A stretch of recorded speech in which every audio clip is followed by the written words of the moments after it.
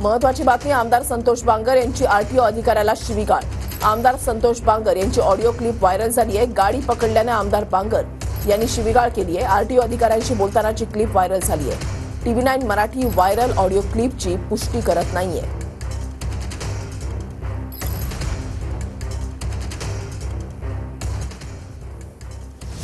आता कसं आहे माहितीये का, थेंबा थेंबाने तळच असतं म्हणल्यासारखं। थेंबा थेंबाने का तळस असते का हो? हा, गोरगरिबाच्या गाड्या पकडता, लाईनच्या गाड्या कुठे पकडता का तुम्ही?